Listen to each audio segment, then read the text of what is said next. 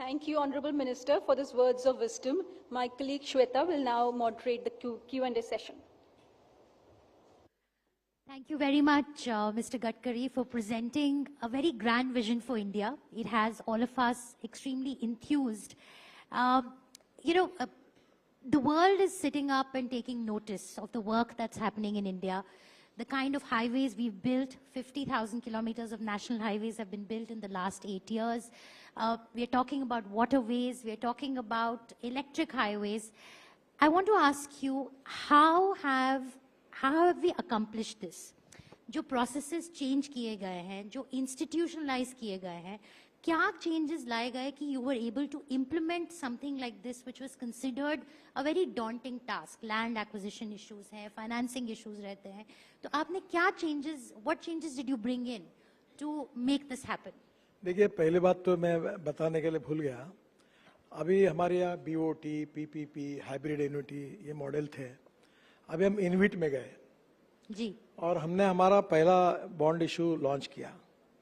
तो उस समय 10 दिन के बाद उसको क्लोज करना था और एक कार्यक्रम बड़ा रखा था 10 दिन के बाद हमने मुंबई स्टॉक एक्सचेंज में. पर पहले दिन 7 घंटे में हमारा bond issue 7 times over subscribe हुआ. 7 टाइम्स. तो पहली बात तो पैसे की कोई कमी नहीं है. और मैं आपको कहूंगा, पत्रकार यानी जो सर्विस करने वाले, पेंशन वाले, उनको, पुलिस कांस्टेबल, कंपाउंडर, सबको, कि NHI में इनविट में इन्वेस्ट करो. मैं आपको 8.05 इंटरेस्ट पर ईयर दूंगा और आपके अकाउंट में हर महीने ब्याज जमा करूंगा. कोई भी बैंक आपको इतना इंटरेस्ट नहीं देती. तो एक तो पैसे की कोई कमी नहीं है. बाद में हमारा बजट 2,30,000 करोड़ का है. तो अभी हम लोग क्या कह रहे हैं कि कुछ हम प्रोजेक्ट में हमारा पैसा कुछ देंगे 30-40%, कुछ पब्लिक प्राइवेट इन्वेस्टमेंट लाएंगे, और कुछ लोग जो एकदम इंटरनल रेट ऑफ रिटर्न जो अच्छा है वहाँ बिल्कुल प्राइवेट इन्वेस्टमेंट से करेंगे. तो मुझे कोई प्रॉब्लम नहीं लगता. नहीं सर, मैं पूछ रही हूँ कि जो प्रोसेसेस चेंज किए आपने, कैसे जो काम इतने सालों से नहीं हो पा रहे थे वो एकाएक कैसे होने लग गए? देखिए, प्रॉब्लम्स है. लैंड एक्विजिशन में प्रॉब्लम है, एनवायरमेंट फॉरेस्ट क्लियरेंस में प्रॉब्लम है, कोर्ट के लिटिगेशन है. ये देश ऐसे ही चलेगा. इसको बहुत ज्यादा कोई बदल नहीं सकता. NGOs है, वो PIL डालते हैं, फिर आप जैसे लोग 4-4 कॉलम उनका छापते हैं. ये भी चलता है. I am not talking about you, but the people उसको भी देते हैं. एक तरफ हमको पूछते काम क्यों नहीं हो रहा, दूसरे तरफ जो अटकाते हैं उनको भी छाप देते हैं. तो ये चलते रहता है. पर मैं अक्सर लोगों को एक बात बताता हूँ कि there are some people who convert problems into opportunities and there are some people who convert opportunities into the problems. तो प्रॉब्लम्स को सॉल्व करने की कोशिश करनी चाहिए. इसमें 3 बातें इंपॉर्टेंट है. Positivity, transparency, corruption free system, development oriented approach and commitment, और ओनरशिप. प्रॉब्लम क्या होता है कि कहीं भी ओनरशिप चाहिए कि भाई ये मेरा काम है, मुझे करना है. Ownership and accountability. मैं अक्सर कहता हूं कि financial audit is very important, but performance audit is more important than financial audit. बहुत से लोग रब का फेयर करने का काम सरकार में करते हैं. तो कहीं ना कहीं उनको बोलना चाहिए कि व्हाट इज योर कंट्रीब्यूशन, आपने क्या किया. तो परफॉर्मेंस ऑडिट और इसके साथ फिर लोग मिलते हैं, किसी को हम निकाल भी नहीं सकते. कभी मीठा बोलना, कभी कड़ा बोलना, चलाते रहना, प्रॉब्लम रिजॉल्व करना और आगे जाना. तो आपने किया परफॉर्मेंस ऑडिट? मैं हेयर प्रोजेक्ट का भी मैं प्रोजेक्ट रिव्यू करने के लिए जाता हूँ जी. क्वालिटी के बारे में मैं देखता हूँ. मैंने अभी क्वालिटी के बारे में जो बहुत ही स्ट्रिक्ट व्यक्ति है, जो कोई मैनेज ही नहीं कर सकता, ऐसे कहो तुम क्वालिटी कंट्रोल कर जाओ, चेक करो. तो कभी ना कभी प्रॉब्लम्स है. पर नहीं, अच्छा दूसरी नहीं, अभी हमने बाम्बू का क्रैश बैरियर बनाया. तो पहले तो डिपार्टमेंट तैयारी नहीं था कि बाम्बू का कैसा बनेगा, क्या होगा. फिर बनाया, फिर इंदौर में उसकी टेस्ट हुई, अप्रूव होगा. अभी मैं कह रहा हूं कि नॉर्थ ईस्ट में क्रैश बैरियर लोहे के बजाय बाम्बू के बनेंगे. अब हम लोग रबर जो टायर है, वेस्ट टायर, उसकी पाउडर करने के लिए वेस्ट टायर को मैंने इंपोर्ट करने की परमिशन दिलाई एनवायरमेंट मिनिस्ट्री से, क्योंकि ये जो हमारी सर्कुलेशन की इकोनॉमी है, अब उससे हम लोग 15% रबर पाउडर बिटुमेन में डालते हैं, तो वो नया उद्योग हो गया. प्लास्टिक डालने लगे हैं, अभी कचरा डालने लगे हैं. अभी मैं जमशेदपुर में था आज, तो वहाँ टाटा की जो स्लैग थी पड़ी हुई है, पहाड़े पड़े हुए हैं, तो पूरा वहाँ हमने यूज किया. और मैं एक्चुअली दोनों MD से बात कर रहा हूँ कि बिहार में उन्होंने मनाही कर दिया, स्टोन ही नहीं मिलता। तो मैं सोच रहा हूँ कि जमशेदपुर से और भी उरी अपने झारखंड से वो रेलवे से लेकर बिहार में ले आए। प्रॉब्लम्स है। अब उन्होंने मिट्टी भी उठाना नहीं और स्टोन भी लेना, तो रोड कैसे बनाना? मैं कम से कम 3-4 लाख करोड़ के रोड बिहार में बना रहा हूँ। तो देर आर प्रॉब्लम्स, पर प्रॉब्लम्स का उपाय ढूंढने में हम लोग कोशिश करते हैं। जो strong political will is very important. मैं बहुत बार कहता हूँ कि if there is a will there is a way, and if there is no will there is only survey, discussion, seminar, committee, sub committee and research group. So that is always I am telling to the people that you do it, do or die. और मैंने कहा I like people who can get the things done. मुझे वो ज्ञान मत दो कि ये क्यों नहीं होता, मैं नहीं सुनता। मुझे बताओ ये होता कैसे, आप करके दिखाओ। तो that is to be important. And ऐसी अच्छे बुरे अनुभव आते रहते, पर चलते रहती गाड़ी। सर क्वालिटी की आपने बात आपको एक पता, ये दिल्ली का जो ये है ना जी, ये रोड बना अभी दिल्ली रिंग रोड, जो मैंने जिसका उल्लेख किया, ये हमारा रोड नहीं था। ये परवेश वर्मा मेरे पास 5-6 बार आए, 6वें बार मैंने बोला ठीक है मैं देखता हूँ। फिर ये मैंने अपने एलजी थे बैजल साहब जी, उनको बुलाया, उन्होंने कहा ये बहुत इंपॉर्टेंट रोड है। मुझे पता ही नहीं था क्योंकि दिल्ली में ज्यादा जानता नहीं, परसों मुझे समझ में आया। तो बाद में उन्होंने कहा कि नहीं आप करिए। फिर वो डीडीए का रोड था, फिर डीडीए को मैंने कहा कि कुछ जगह दो हमको। उन्होंने कुछ एक्वायर की थी, कुछ एक्वायर करने की थी। फिर 2000 करोड़ की लैंड हमने एक्वायर की। उन्होंने कहा कि हम लैंड देते। फिर वो डीडीए चेयरमैन बदल गए, वो बोले हम लैंड नहीं देते, वो बहुत ज्यादा कीमत की हो गई, हम पैसे देते। फिर उनने 2,500-3 हजार करोड़ कुछ दिए, 10-1,000 करोड़ का रोड है, पूरा हो गया। फिर एक जगह पूरी बस्ती थी, 4,000 घरों को तोड़ना था। अब वो भी एक प्रॉब्लम कि डीडीए, दिल्ली सरकार, म्यूनिसिपल कॉर्पोरेशन, भारत सरकार, वो घर तोड़ना। तो फिर मैंने कहा वो नाला था, तो नाले के बीच में 8 लेन का ब्रिज बना दिया, और वो पूरा ब्रिज बना के हमने वो प्रॉब्लम सॉल्व किया। 400 घर केवल तोड़े और उसमें से प्रॉब्लम सॉल्व करके अब रोड 4 महीने में पूरा होगा और दिल्ली का आधा पोल्यूशन कम करेगा। ये कौन सी रोड की बात कर रहे हैं सर? ये जो पानीपत के बाद जो पेरिफेरल रोड है ना, हम लोग जो चंडीगढ़ वाला रोड है उससे आते हैं, तो हम दिल्ली की तरफ आने के पहले ही अभी 4 ब्रिजेस वहां बन रहे, मुकरबा चौक वगैरह जो रोड का है ना, तो वहां से एक एकदम राइट हैंड पलटकर अप टू द्वारका तक, एयरपोर्ट तक रोड है। फिर एयरपोर्ट में हमने वो शिव मूर्ति के पास टनल बनाई रहे भी, वो टनल एक वसंत विहार में जाएगी, एक T3 पे जाएगी, और उधर द्वारका एक्सप्रेस हाईवे बना रहे 10,000 करोड़ का। द्वारका एक्सप्रेस हाईवे से डायरेक्ट निकलकर आप दिल्ली मुंबई हाईवे पे जाओगे और उधर जयपुर की तरफ भी जा सकेंगे। सर ये तो it is truly remarkable sir, as in जो अभी तक आपने एग्जीक्यूट किया है और जो आगे के प्लान्स है। सर क्वालिटी पे थोड़े कंसर्न्स अभी रेज हुए थे जब बेंगलुरु मैसूर एक्सप्रेस वे पे पानी जमा हो गया था। Is that something that you are closely monitoring? आप is that a concern for you? Quality एक कंसर्न है। हम लोग कंक्रीट रोड बना रहे हैं। बिटवीन रोड में क्या होता है कि अभी जैसे मैंने मुंबई पुणे हाईवे बनाया, अभी भी गड्ढे नहीं उसके ऊपर। अभी मेरे शहर में मैंने पूरा शहर कंक्रीट रोड बना दिया, मेरे कॉन्स्टिट्यूशन में वो 6 इंच और 8 इंच का व्हाइट टॉपिंग किया है। अब प्रॉब्लम यह है कि बिटुमिन रोड के भी प्रॉब्लम है। दूसरा, हमारे यहाँ जो ड्रेनेज सिस्टम बनती है उसकी लेवल वो चेक करना थोड़ी कमियां है, और मुझे एक्सेप्ट करने में कोई नहीं होता कि हम उसको इम्प्रूव करें। क्योंकि क्या हुआ कि कर्नाटक में इलेक्शन जाहिर होने वाला था, कोड ऑफ कंडक्ट लगने वाला था, तो पूरा काम होने के पहले थोड़ा हमने, चीफ मिनिस्टर ने मुझे आग्रह किया, थोड़ा जल्दबाजी में काम किया, तो कुछ बातें रह गई। कुछ जगह पर पानी छोड़ना है। अब ये आप कभी कर्नाटक जाओगे, बेंगलोर मैसूर, ये इतना फर्टाइल लैंड है वहाँ, 1-1 फुट के लिए लोग अस्वस्थ है, इतनी सुंदर लैंड है।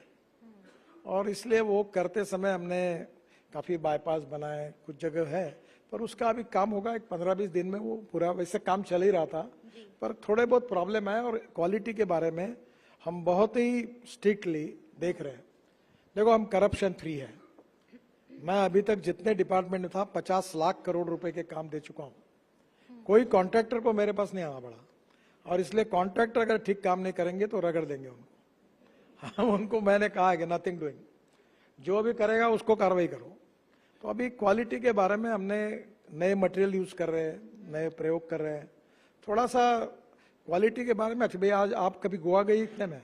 जी तो गई। गोवा में हमने नया ब्रिज बनाया, जो गोवा का 4 लेन बना है, उसकी क्वालिटी बहुत बेस्ट है, अच्छा काम हुआ है। तो अब क्वालिटी के बारे में भी हम ध्यान दे रहे हैं, और थोड़ा भी 5 साल की डिफेक्ट लायबिलिटी रहती है। तो इन सब रोड में हमने दिल्ली, अभी मैं दिल्ली जयपुर में एक बार खुद ट्रैवल करने वाला हूँ, वहाँ एक ऐसा बनाया था घटिया रोड साइड सेंटर। तो मैंने बोला इसको बुलडोजर लाओ, डेट बताओ, जिस दिन ये पूरा तोड़ना है मैं आऊंगा यहाँ, उखाड़ के फेंको इसको पूरा। और वहाँ भी उखाड़ के फेंक रहे पूरा, इतना गलत डिजाइनिंग, गलत प्लानिंग किया था। अब वो थोड़ा उनको भी अनुभव आया, पहले क्या चल जाता था। यहाँ भी एक दिल्ली मेरठ पर बना था, जी मैंने बोला ये रोड साइड एम्यूनिटी है तो वॉशरूम से भी खराब है, मतलब आपको तुड़वाई पूरी। तो कहीं ना कहीं अब लोगों को पता चलेगा कि अपन ने किया हुआ काम तोड़ डालेंगे, तो थोड़ा सा अवेयरनेस उनमें बढ़ेगा। नहीं तो चल जाता है वाला मामला होता है, तो फिर वो क्वालिटी के साथ कॉम्प्रोमाइज तो होता है। आर यू थिंकिंग कि पेनल्टी इम्पोज की जाए अगर बिल्डर ने अच्छा काम नहीं किया, कॉन्ट्रैक्टर ने अच्छा काम नहीं किया है, तो कोई पेनल्टी? क्या है कि अभी सबसे बड़ा ऐसा है कि हमारे 42% कॉन्ट्रैक्टर का रेटिंग किया है, एक अच्छे बहुत बड़े फाइनेंशियल एजेंसी ने किया है, उनके पास है। अब मैं चाहता हूं कि हम कॉन्ट्रैक्टर का रेटिंग करें, पर हिंदुस्तान में क्या है सिस्टम की लोएस्ट जो आता है उसको देना पड़ता है। अगर हमने किसी लोएस्ट में किसी गलत आदमी लोग ले, अभी दिल्ली जयपुर मैं गालियां खाता हूं, जो आदमी को मिला वो काम ही नहीं कर पा रहा, हम टर्मिनेट नहीं कर पाए। और आज मैं, आप अच्छा हो गया आप बोला, मैं आप इसको अच्छे प्रकाशित करिए कि दिल्ली जयपुर के कारण पूरे लोग तंग है, और दिल्ली हाईकोर्ट ने स्टे दिया, हमारा काम बंद है। अब मैंने बोला कि वहां बोर्ड लगा दो कि ये रोड है, दिल्ली हाईकोर्ट ने इसको स्टे दिया है, इसके कारण हम कॉन्ट्रैक्टर को टर्मिनेट नहीं कर सकते, इसलिए कोर्ट ने स्टे देने के कारण हम जनता की क्षमा मांग रहे हैं क्योंकि हम काम नहीं कर पा रहे हैं। तो उन्होंने लगाओ बोर्ड वहां, अब करेंगे क्या? तो कहीं ऐसे भी प्रॉब्लम है। जी और दिल्ली जयपुर ये लोग जाते होंगे, ये रोड पे 1300 करोड़ के काम मंजूर है, और वो एक चैनल ने कार्टून भी बनाए थे उसके ऊपर, बहुत नाराज हुआ था। जुडिशरी, मैं जुडिशरी की बात करना चाह रही थी आपसे कि जुडिशरी आपके लिए कितने चैलेंजेस पोज कर रही है अभी, क्योंकि एनवायरमेंटल ग्रुप्स हैं, आपने एनजीओस की बात की, लेकिन कॉन्ट्रैक्ट इन्फोर्समेंट केसेस अभी तक 1991 का स्टॉक मार्केट स्कैम भी अभी तक चल रहा है कोर्ट्स में। तो जैसे अभी आपने बताया काम रुका हुआ है। नहीं, ऐसा नहीं है, सब लोग ऐसे नहीं है। ये 4 धाम में हमें बहुत अड़चन आई। मैंने अभी देखो आपको एक बात बताऊं, मैं भी इकोलॉजी एंड एनवायरनमेंट के बाजू से हूं। अभी हमने द्वारका एक्सप्रेस हाईवे में 12,000 प्लांट ट्रांसप्लांट किए। अभी मैंने ट्रांसप्लांटेशन करने की पॉलिसी लाई, और मैंने कहा बने तक पेड़ तोड़ो मत, पहली बात उसको ट्रांसप्लांट करो। अगर ट्रांसप्लांट नहीं हुआ तो फिर अलग बात है, वो अनसक्सेसफुल हुआ तो हम भी पेड़ों को लगाना चाहिए। अभी मेरी कल्पना मालूम नहीं होता कि नहीं, ये जो दिल्ली मुंबई हाईवे है इसमें एक भीमा बाम्बू है कर्नाटक का। अभी कल मैंने उनको प्लान किया कि दोनों बाजू में बाम्बू लगेगा, और इतना फास्ट ग्रोथ होती है उसकी कि उसकी एक टनल बन जाएगी ग्रीन, और ऐसी बहुत जगह हमने बनाई है। और अभी हम लोग 3 मीटर के ऊपर के पेड़ लगा रहे हैं। इस साल हमने 3.25 करोड़ पेड़ लगाए हैं, उसको ई टैग किया है। फ्यूल में, इकोलॉजी एंड एनवायरनमेंट में हम वाटर पोल्यूशन, एयर पोल्यूशन और साउंड पोल्यूशन, तीनों के बारे में मैं भी इतना ही आग्रही हूं, क्योंकि ये देश के लिए बहुत आवश्यक है। पर इकोलॉजी एंड एनवायरनमेंट को प्रोटेक्ट करते हुए हमको काम भी करना पड़ेगा। और जैसे हमने अभी एक कचरा हम डाल रहे हैं, अभी दिल्ली में 3 टेकड़ी है, माउंटेन है कचरे के, गाजीपुर और 2 मुझे नाम मालूम नहीं। अब ये विवाद होता रहा, कौन करेगा, सेग्रीगेट कौन करेगा। तो मैंने कहा हम मशीन लगाओ। अब हमने दिल्ली मेरठ में पूरा डालने, अभी हम लोग अभी इसमें डाल रहे हैं। तो मेरा प्रयास है कि जैसे रोड बनाना, वैसे दिल्ली में जो कचरे की 3 टेकड़ियां बड़ी, बहुत गंदगी फैलाती है, वो तीनों को 2 साल के अंदर साफ कर देना, पूरा रोड में यूज करना। तो ये अभी पानी यूज करना है रोड में, तो ये जो रिसाइकलिंग वाटर है, जो गंदा पानी था उसको यूज करना, फिर प्लास्टिक और रबर का उपयोग करना, बाम्बू का क्रैश बैरियर करना, अल्टरनेटिव फ्यूल को चूसना, उसको लाना। तो एक तरफ से इकोलॉजी एंड एनवायरनमेंट को भी प्रोटेक्ट। और मुझे अनुभव ऐसा है कि कोर्ट भी आजकल जैसे 4 धाम में है, हमारे यहाँ डिफेंस मिनिस्ट्री ने भी एफिडेविट दिया था कि ये डायरेक्ट चाइना बॉर्डर के जाता है, strategic point of view important है। तो फिर प्रॉब्लम्स आते हैं, हम भी उसको उचित प्रकार से प्रेजेंट करते हैं, लड़ते रहते हैं, और ये तो it is a part and part of the life. तो 4 धाम अपना टारगेट मीट करेगा? 4 धाम आप बना पाएंगे? काफी बन गया है जी, अब जाके नहीं गई नहीं इतने में उत्तराखंड बन गया है काफी। अभी तो मैं रोड जो बना रहा हूँ जिसकी मुझे चिंता है वो मानस सरोवर का पिथौरागढ़ से, अभी मुझे लेटेस्ट इन्फॉर्मेशन 87% काम पूरा हुआ है। 87%। लेकिन जो इन्वायरमेंट कंसर्न्स निकल के आए हैं, जैसे जोशीमठ में क्रैक्स दिखे गए, देहरादून से बहुत कंसर्न आई है कि इन हिली एरियाज में जो काम हो रहा है उसको वो काम करने का तरीका शायद हमको रीथिंक करना पड़ेगा। तो आप जैसे इन प्रोजेक्ट्स को एग्जीक्यूट कर रहे हैं, आप थोड़ी अपनी स्ट्रैटेजी बदलने का सोच देखो रहे ये हैं थोड़ा सेंसिटिव सा एरियाज में? मैं जी थोड़ा जियोलॉजी जानता हूँ, जी उसमें कैसा है कि एक जियोलॉजी में एक हार्डनेस के ऊपर एक मोआ स्केल ऑफ हार्डनेस थी, talc, gypsum, calcite, apatite, orthoclase, quartz, corundum, diamond. तो ये जो पूरा डाटा है ये उत्तराखंड का, वो फ्राजिल डाटा है इसीलिए इसके कारण वो उसमें बहुत सी अड़चने हैं। तो एकदम रोड के कारण और किस कारण ये हुआ है ऐसा एकदम ओपिनियन बना ठीक नहीं, उसकी इंक्वायरी हो रही है। बाकी सिस्टम में कहीं भी इकोलॉजी एंड एनवायरनमेंट को प्रोटेक्ट करने के लिए थोड़ा ज्यादा पैसा लगेगा तो भी चलेगा। हम हर समय इकोलॉजी एंड एनवायरनमेंट को प्रोटेक्ट करने की कोशिश करेंगे। और जोशीमठ के में तो हमने बाहर से रिंग रोड बनाया, और जो जोशीमठ का जो गांव है उसमें इतना इंक्रोचमेंट है और ड्रेनेज सिस्टम नहीं, कहीं पानी पूरा छोड़ दे रहे उसमें। और वो जो पर्वत है वो तो कोई ब्लैक रॉक थोड़ी है, वो एक प्रकार से वहाँ की बहुत सी बातें, मैं कोई ऑफिशियल कमेंट नहीं करूंगा, पर अभी इंक्वायरी होगी कमेटी की, उसमें से जो कुछ आएगा उसके आधार पर हम लोग जरूर चिंता करेंगे। जो प्राइवेट सेक्टर की पार्टिसिपेशन है रोड बिल्डिंग में, हाईवे बिल्डिंग में, इंफ्रास्ट्रक्चर बिल्डिंग में, गवर्नमेंट ने खूब पैसा लगाया है, लेकिन प्राइवेट सेक्टर अभी भी बहुत डर डर के इस सेक्टर को अप्रोच करता है। देखिए मैंने जब मंत्री करके चार्ज लिया था, हमारे चिब्बर साहब बैठे यहाँ, ये उस समय सेक्रेटरी थे, तब हमारे पास 406 प्रोजेक्ट 3,85,000 करोड़ के स्टॉल प्रोजेक्ट थे जो बंद पड़े थे। लैंड एक्विजिशन नहीं, यूटिलिटी शिफ्टिंग नहीं, रेलवे के प्रॉब्लम, सब कोर्ट की केसेस। और हम रात दिन बैठते थे, साहब भी थे उस समय, 12-12 बजे तक बैठते थे, सबको बोला, पंचायत भरती थी।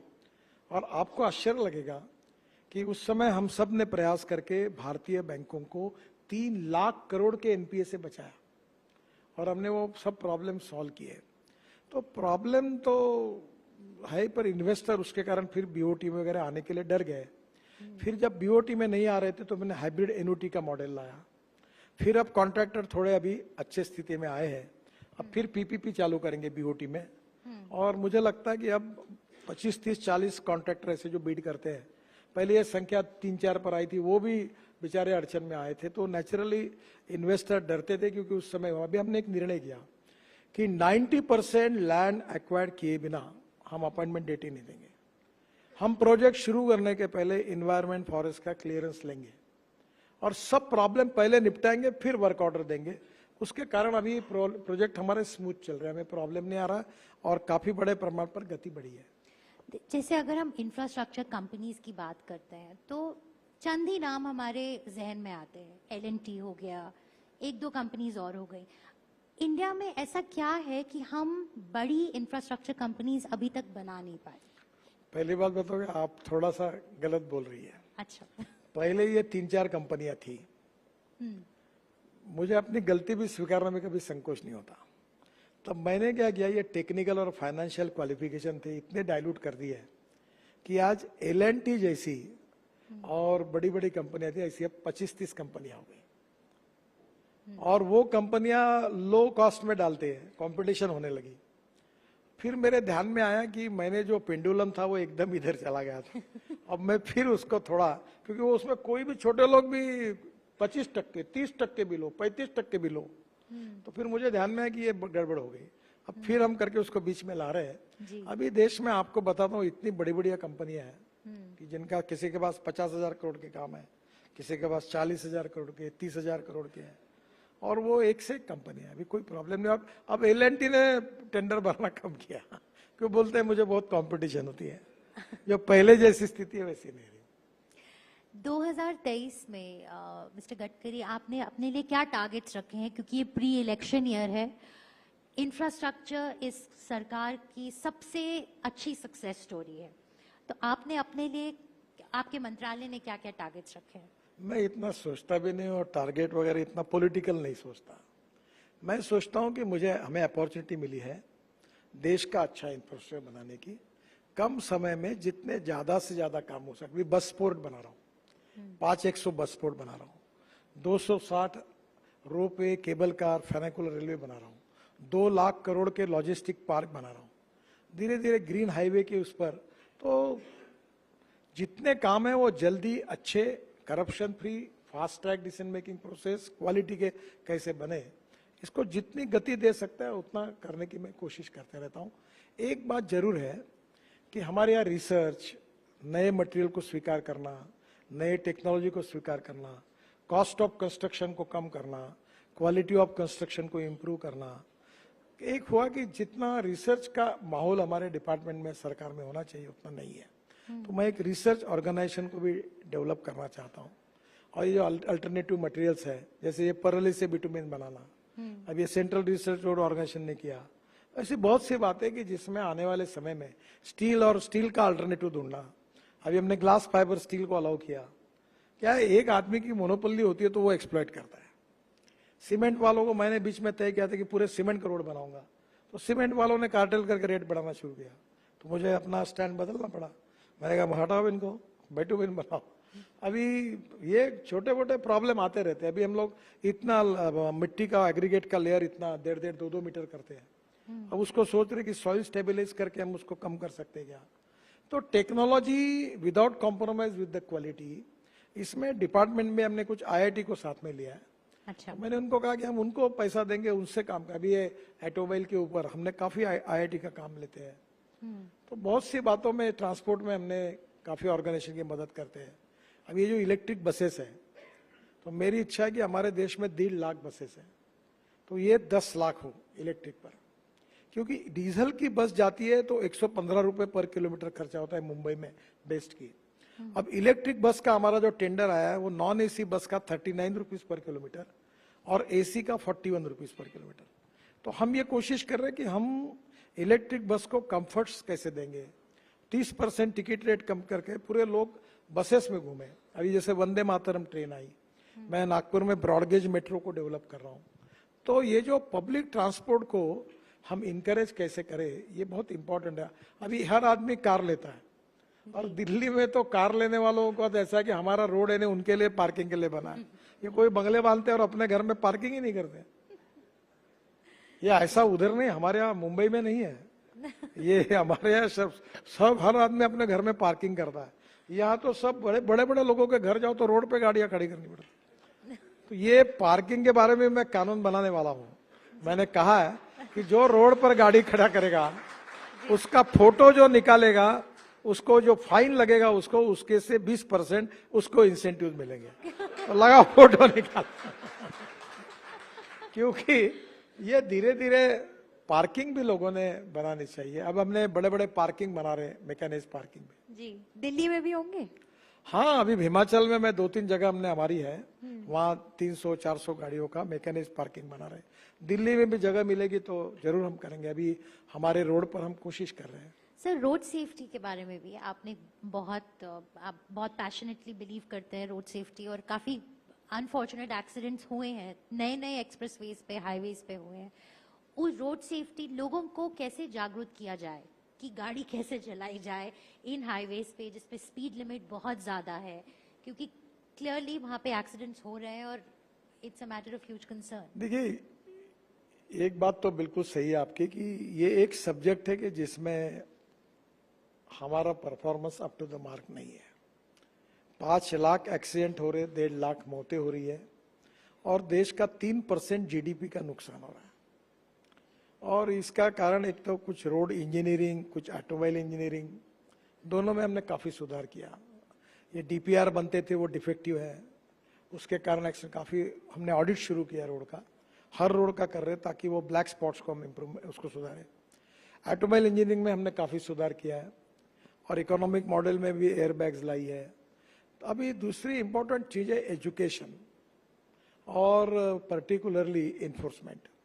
अब लाइसेंस, हिंदुस्तान में ऐसा देश है, मैं अगर इनको पूछूं कि आप में से कितने लोग हैं कि जो आरटीओ ऑफिस में जाकर परीक्षा देकर आपने लाइसेंस मिलाया है? तो ये बेचारे एम्ब्रोसिंग पोजीशन में आ जाएंगे, क्योंकि हमारी आप हैं, पर मेजॉरिटी लोग घर में बैठ के लाइसेंस मिलता है। तो ये टोटल सिस्टम में अभी हमने किया, काफी उसमें डिजिटल सिस्टम लाई है। अब एक हम लोग अमेरिका जैसी एक इंटरनेट पर उसकी छोटी एग्जाम भी करेंगे, और धीरे धीरे स्टेट ये क्या कॉन्करेंट लिस्ट में है। तो नेचुरली ह्यूमन बिहेवियर को बदलना, रेड सिग्नल है तो चुप रह, नीचे रहना, नहीं गाड़ी लेके जाना, रॉन्ग साइड नहीं जाना, कभी जो रूल्स ऑफ द रोड है उसका पालन करना। तो हम बच्चों के ऊपर कॉन्सेंट्रेट कर रहे हैं, बड़े प्रमाण पर एजुकेशन कर रहे हैं, यूनिवर्सिटी, कॉलेजेस। अभी अमिताभ बच्चन जी ने इसके लिए मुझे कहा कि मैं ₹1 ना निःशुल्क पूरा इसके लिए मदद करूंगा। अक्षय कुमार मदद कर रहे हैं, काफी क्रिकेटियर्स मदद कर रहे हैं, पब्लिक कैंपेन कर रहे हैं, मीडिया ग्रुप कर रहे हैं। और मैं आपको भी अनुरोध करूंगा, अभी लेन डिसिप्लिन, अभी हमने अभी वर्ल्ड स्टैंडर्ड में कैसे साइनेजेस लगते हैं वो उसका स्टडी किया। अब सब जगह वो साइनेजेस लगा रहे हैं, हमारी कमियों को भी दूर कर रहे हैं। और जब तक ह्यूमन बिहेवियर नहीं बदलता तब तक ये नहीं हो पाएगा। और इसलिए ह्यूमन बिहेवियर बदलना ये केवल सरकार नहीं कर सकती, इसमें हमको इंडस्ट्री का, सोसाइटी का, एनजीओ का, एजुकेशनल इंस्टीट्यूशंस का, मीडिया का सहयोग चाहिए। और फिलहाल अभी तक देश की स्थिति में मेरे पास डाटा है, अभी भी हम चाहते थे कि 2024 के पहले हम 50% डेथ्स और एक्सीडेंट कम करेंगे, पर अभी तक हम उसमें ज़्यादा काम नहीं कर पाए। सर, ये आपकी ह्यूमिलिटी है कि आपने मान भी लिया कि इस डिपार्टमेंट में थोड़ा काम स्लो रहा है। और नहीं, हम कितना फास्ट किया हमने काम। मैंने आपको तो मेरा एक्सीडेंट हुआ है जी, मेरा 4 जगह पैर टूटा हुआ है। रेड लाइट कार थी उस समय, मैंने तो लाल लाइट मैंने कैंसिल किए सब। पर पहले वो रेड लाइट कार में पुलिस प्रोटेक्शन में मैं लीडर ऑफ ऑपरेशन था महाराष्ट्र में। 2004 में मेरा एक्सीडेंट हुआ, मेरी पत्नी, मेरी बेटी, मेरा लड़का था, बहुत बड़ा एक्सीडेंट हुआ, बच गए सब। तो मैं इसके लिए समझता हूँ आज मरने वालों की संख्या, जी, आप हमको मदद करिए। 18 से 24 वयोगट के 60% लोग मर रहे हैं। कोई इंजीनियर है, कोई डॉक्टर है, किसी का एक लड़का परिवार का चला गया, लड़की चली गई, बहुत ही कठिन स्थिति है। और इसमें लोगों के ह्यूमन बिहेवियर जब तक नहीं बदलेगा, जी, तो ये गाड़ी में, रोड इंजीनियरिंग में तो हम कर ही रहे हैं, लेन डिसिप्लिन, ड्राइविंग लाइसेंस को सुधार कर रहे हैं, पर इसमें आखिर लोगों से भी सहयोग चाहिए। जी, और हम लोग अभी 670 रोड साइड एम्यूनिटीज बना रहे हैं, वहाँ हेलीपोर्ट बना रहे हैं कि ऑर्गन डोनेशन दे सकते तो होना चाहिए, या उसकी जान बचाने के लिए उसको तुरंत हम हॉस्पिटल में लेके जाए। तो कोशिश कर रहे हैं, हमने कोशिश में कुछ कम नहीं किया है, जी। पर सच्चाई ये कि हम इसमें जितने प्रमाण में कामयाब होने चाहिए वो नहीं हो पाए।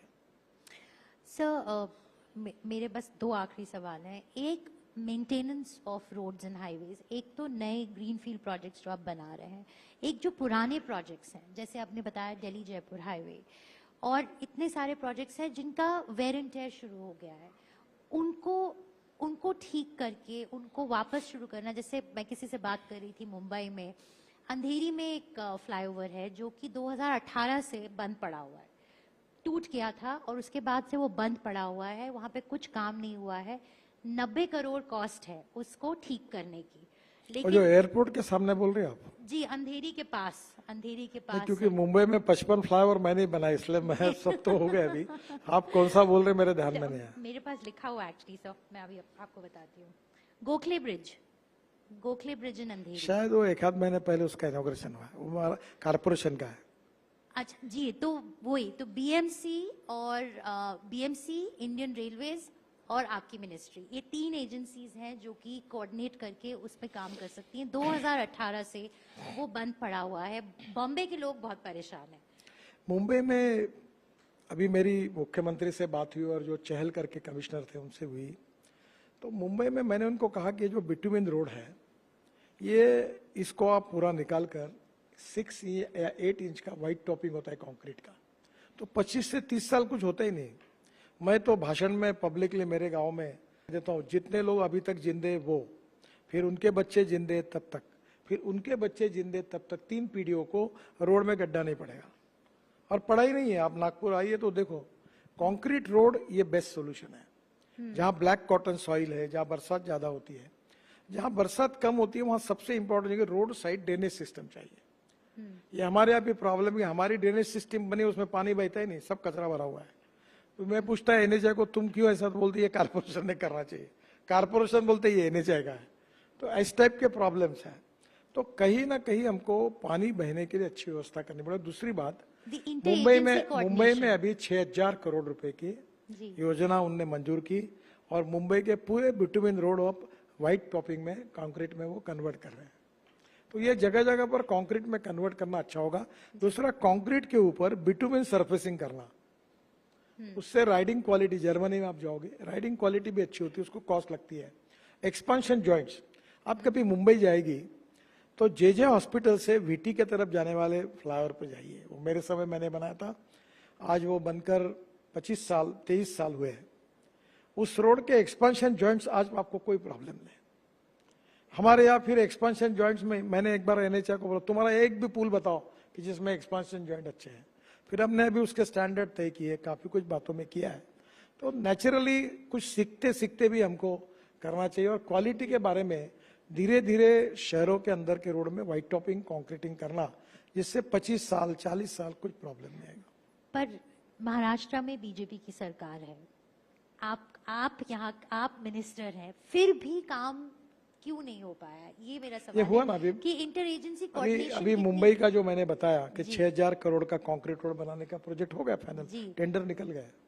जी नहीं, मैं ये ब्रिज स्पेसिफिकली की बात कर रही थी। ये ब्रिज मुझे पता नहीं है। अच्छा। आप जो बता रहे तो मैं इंक्वायरी करूंगा और मैं कंसर्न लोगों को बताऊंगा। गोखले रोड बता रहे ना? जी जी 2024 में चुनाव है, आपकी कोई प्रेडिक्शन कि कितनी सीट्स लेके आएगी बीजेपी इस बार? एक तो हमें सर नंबर चाहिए। देखिए, जिस प्रकार से 2014 के बाद 2024 तक 10 साल में जितना काम हुआ है, इसका कंपैरिजन पुराने सरकार के साथ अगर करेंगे तो मैं ये विश्वास के साथ कह सकता हूं कि 60-65 साल में जो वो नहीं कर सके, वो हमने 10 साल में काम किया है। और देश की इकोनॉमी फास्टेस्ट ग्रोइंग इकोनॉमी है। आज देश में अच्छा इंफ्रास्ट्रक्चर तैयार हो रहा है, इन्वेस्टमेंट आ रही है और मुझे लगता है कि निश्चित रूप से वर्ल्ड में, अभी आपको ऑटोमोबाइल इंडस्ट्री की बात बताता हूँ। पहले हम लोग चौथे नंबर पे थे और जापान तीसरे नंबर पर था। अभी हम तीसरे नंबर पर गए, जापान चौथे नंबर पे गया। अब पहले नंबर पर चाइना, दूसरे पर यूएसए, तीसरे पे इंडिया और चौथे पे जापान गया। तो हमारे यहाँ लगातार प्रगति हो रही है और इसके कारण लोग पॉजिटिव अप्रोच में हैं। मोदी जी के नेतृत्व में हमारे पार्टी को सपोर्ट करेंगे और 2024 में हमको अच्छी सफलता मिलेगी, ऐसा मेरा विश्वास है।